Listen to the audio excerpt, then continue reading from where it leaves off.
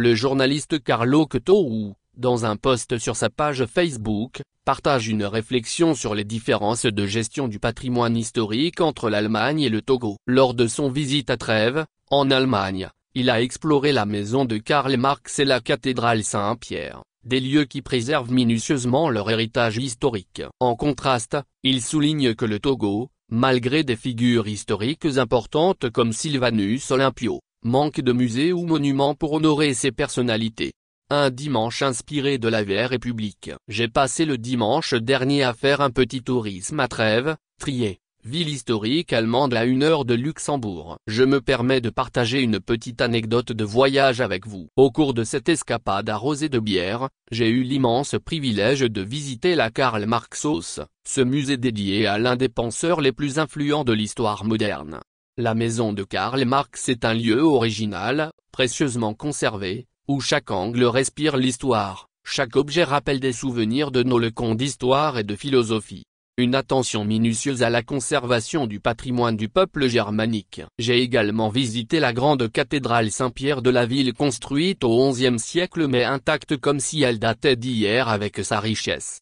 Maintenant, faisons un saut comparatif, un bond de quelques milliers de kilomètres pour atterrir sous le ciel bleu unir du Togo. Au Togo, le patrimoine historique semble être une curiosité exotique plutôt qu'une priorité nationale. Là-bas, le nom de Sylvanus Olympio résonne non pas dans les musées, mais dans les esprits, comme une légende presque oubliée. Le premier président du Togo, sauvagement assassiné, dans la complicité des hommes toujours au pouvoir n'a pas droit à une mémoire. Les traces de sa vie ont disparu. Il ne reste de lui et de son domicile que des ruines qui se battent bravement contre l'oubli, mais qui finissent par être englouties dans les méandres du temps.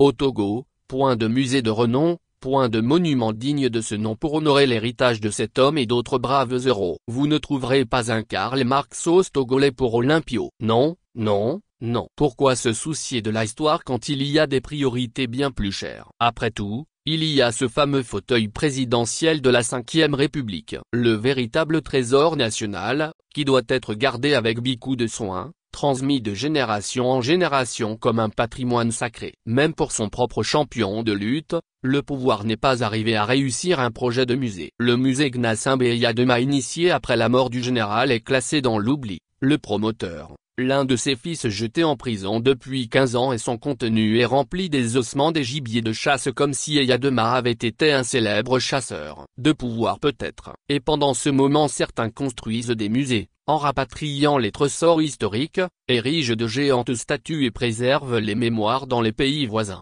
Au Togo c'est le fauteuil, c'est le fauteuil qui est gardé à chaud contre vent et marée, comme si toute l'histoire d'un pays pouvait se résumer à un simple siège en cuir. En attendant, nous pouvons toujours rêver d'un Togo où l'histoire se préserve autrement que dans les souvenirs fanés et où le passé se raconte autrement que par les ruines. Mais bon, chaque pays a ses priorités, n'est-ce pas? Bon vent à la Vieille République. Carlo Ketoou.